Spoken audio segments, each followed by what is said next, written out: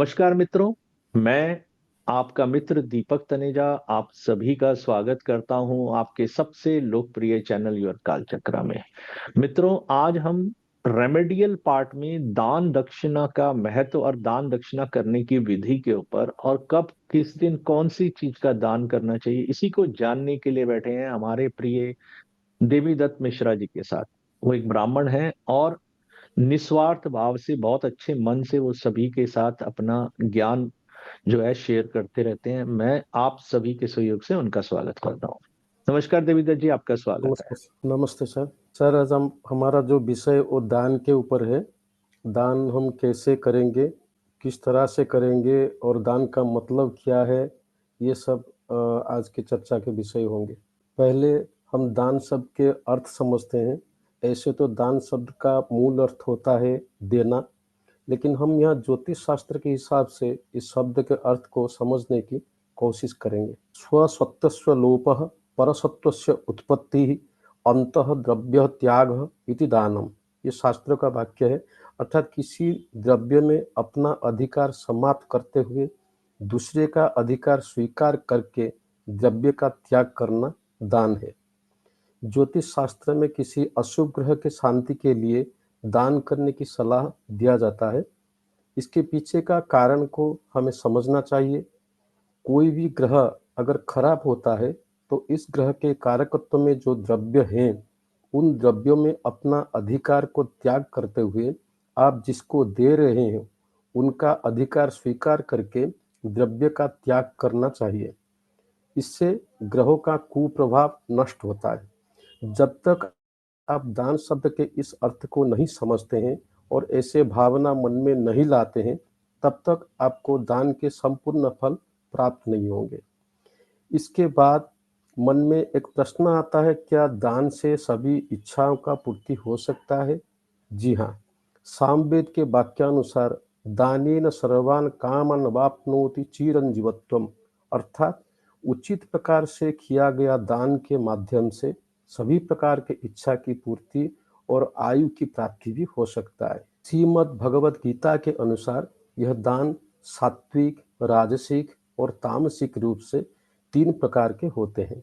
दातव्यम इति यद्दानं दीयते अनुपकारिणे देशे काले च पात्रे च तद्दानं सात्विकम स्मृतम, अर्थात देना चाहिए यह भाव रखते हुए सही देश, काल और पात्र प्राप्त होने पर किसी अनुपकारी व्यक्ति विशेष को किया गया दान सात्विक दान होता है।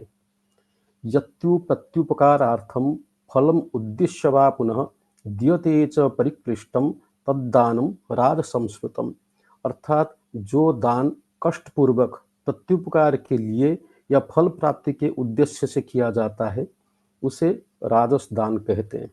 फिर अदेश काले जद्दानम अपात्रेभ्यश्च दीयते असत्कृतम अवज्ञातम तत्तामसम उदाहृतम, अर्थात जो दान बिना सत्कार से अथवा तिरस्कार पूर्वक अयोग्य देश, काल और अपात्र में दिया जाए उसे तामस दान कहा जाता है। ग्रहों के शांति के लिए हमें हर समय सात्विक दान ही करना चाहिए। अभी चलिए समझने की कोशिश करते हैं कौन से ग्रहों के लिए क्या क्या दान करना चाहिए। जैसे सूर्य ग्रह के लिए शास्त्र में लिखा गया है, सवत्साह गौ घृतम ताम्रम रक्त चंदनम अंबुजम गोधूम हेम माणिक्यम रक्तवासो रवि प्रियम, अर्थात रवि महाग्रह के लिए हम लोग बछड़े सहित गो का दान, घी, तांबा, रक्त चंदन, पद्म पुष्प, गेहूं, सोना, माणिक्य और लाल रंग के कपड़े सूर्य देव के शांति के लिए दान कर सकते हैं। चंद्र महाग्रह के लिए रौप्येन्दु शंख कर्पूर दुग्ध तंडुल मौक्तिकम दुसह स्व सगोरूप्यस्य घृतकुंभ शुभ विधो, अर्थात चांदी के चंद्र और शंख, कर्पूर, दूध, चावल, मोती, बैल, सफेद गाय और घृतपूर्ण कुंभ चंद्रदेव के लिए दान करना चाहिए। मंगल ग्रह के लिए गूढ़ प्रवाल गोधूम मसूरा वृषभोर्णम करवीरम रक्तवस्त्रम हेम ताम्रम कुजेप्सितम, अर्थात गुड़, प्रबाल, गेहूं, मसूर, लाल करबीर पुष्प, लाल वस्त्र, सोना और तांबा मंगल के लिए दान करना चाहिए। गारुत्मते भदंताज्य दासी कांस्य शीतांशुकम मुद्गा सर्वसुमम हेम सोम सूनर मुदे। अर्थात गरुड़ मणि, हाथी के दांत, घी, दासी, कांसा, सफेद वस्त्र, मूंग, सभी प्रकार के पुष्प और सोना बुध ग्रह के दान द्रव्य हैं। गुरु महाग्रह के लिए पुष्पराग पित धान्यम वस्त्र सैंधव सैंधवा हरिद्रा शर्करा हेम दद्यात अष्टमुदे गुरो। अर्थात पुष्पराग मणि, पीला धान्य, पीला वस्त्र, पीला घोड़ा, हल्दी, शर्करा और सोना, यह 8 द्रव्य गुरु के दान द्रव्य हैं। शुक्र के लिए शुभास्व गो वज्र रूप्य चित्राच्छादन तंडुला रम्य गंधम घृतम हेम शुक्रे देयानि नमः। अर्थात सफेद घोड़ा, सफेद गाय, हीरा, चांदी, रंग बेरंग के कपड़े, चावल, सुवासित द्रव्य, घृत और सोना, यह 9 द्रव्य शुक्र ग्रह के लिए दान द्रव्य हैं। शनि के लिए कुलोत्थमासा तैलाय कृष्णम गो महिषी तीलान कर्पूर मिंद्र नीलम च हेम दद्यात् शनिश्चरे। अर्थात कुलथ के दाल, उड़द के दाल, तेल, लोहा, काला गाय, भैंस, काला तिल, कर्पूर, इंद्रनील मणि और सोना शनि के दान द्रव्य हैं। राहु कृष्ण कंबल चेलाश्व गोमेदः खड्गचंदनम तीलास्तैलम सलोहम च हेमम राहु मुदेरदशा। अर्थात काले कंबल, काले वस्त्र, काला घोड़ा, गोमेद मणि, खड्ग, चंदन, काला तिल, लोहा, तेल और सोना, यह सब राहु के द्रव्य हैं। केतु के लिए तिलाय शस्त्र वैदुर्य कस्तूरी छाग कंबलम कनकम केतुदोषग्नम ग्रहदानमितिरितम। अर्थात काला तिल, लोहा, शस्त्र, वैदुर्य मणि, कस्तूरी, बकरी, कंबल और सोना, यह केतु के दान द्रव्य है। अब दान कैसे करें, इसके ऊपर चर्चा शुरू करते हैं। शास्त्र के अनुसार कोई भी कार्य बिना संकल्प नहीं करना चाहिए। बिना संकल्प के किया गया कोई भी कार्य शास्त्र के अनुसार व्यर्थ होते हैं। संकल्प ही ऐसा माध्यम है जिससे हम खुद को उस कार्य में समर्थ बनाते हैं और खुद को सशक्त करते हैं। शास्त्रों में सभी द्रव्यों के अधिदेवता निर्णय किया गया है।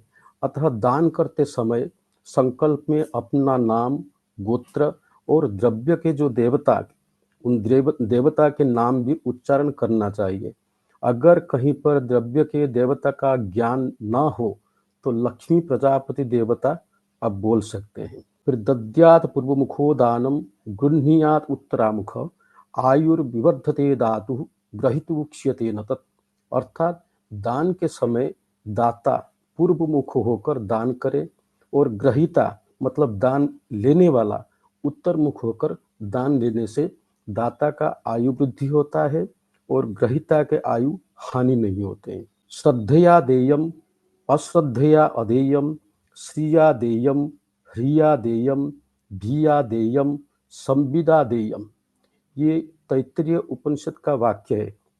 इसका अर्थ ये है, श्रद्धा से दान करना चाहिए, अश्रद्धा से दान नहीं करना चाहिए, संपत्ति के अनुसार दान करना चाहिए, लज्जा से दान करना चाहिए, भय से दान करना चाहिए, सहृदयता से दान करना चाहिए। तैत्तिरीय उपनिषद का ये वाक्य हमें दान करने की सही तरीका को बताता है। किसी प्रकार के दान में श्रद्धा होना जरूरी है, क्योंकि बिना श्रद्धा के कोई कार्य सफल नहीं होता है। अपने सामर्थ्य के अनुसार ही दान करना चाहिए।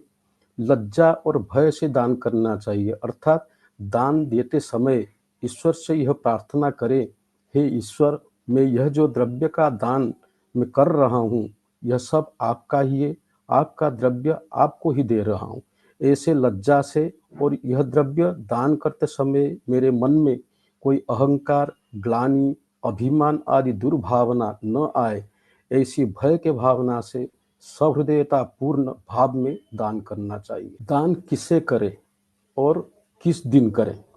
सूर्यदेव के दान आप रविवार को किसी मध्यम वयस्क व्यक्ति या किसी सरकारी कर्मचारी को देना चाहिए।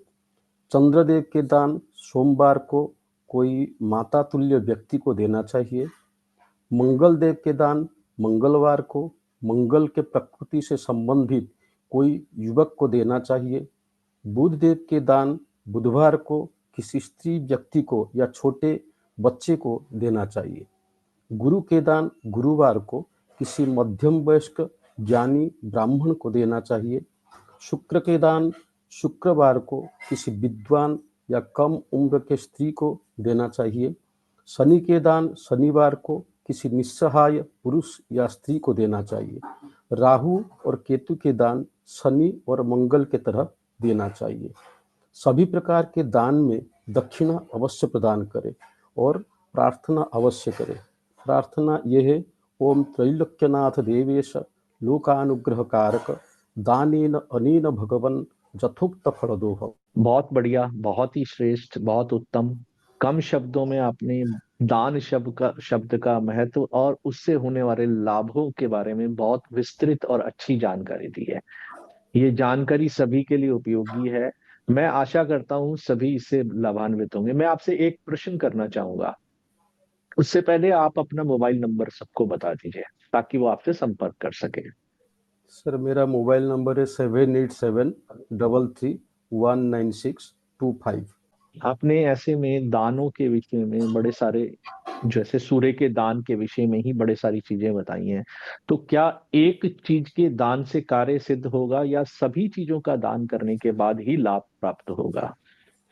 नहीं नहीं, आप इसमें से कोई एक ही चीज दान कर सकते हैं। इसमें क्वांटिटी भी ऐसा नहीं है आपको इतना दान करना चाहिए, आपको जितना सामर्थ्य हो उतना ही दान करना चाहिए। यही मेरा प्रश्न था कि क्वांटिटी और एक चीज चीज से भी अपनी क्षमता अनुसार, अपने सामर्थ्य अनुसार व्यक्ति दान देता है तो उस दान का महत्व है। और मैं आशा करता हूं सभी इस मूल मंत्र को पकड़कर अपनी क्षमता अनुसार ही दान करेंगे। अपनी क्षमता से बाहर जाकर किया गया दान दान नहीं होता है। ये मेरा व्यक्तिगत विचार है। तो आज एक बहुत ही अच्छे वीडियो के लिए, एक सटीक वीडियो के लिए, एक लाभदायक वीडियो के लिए, ज्ञानवर्धक वीडियो के लिए हृदय से धन्यवाद। हम आशा करते हैं आपसे फिर इसी प्रकार के और बहुत ही ज्ञानवर्धक विषयों पे बात होती रहेगी। नमस्कार, धन्यवाद।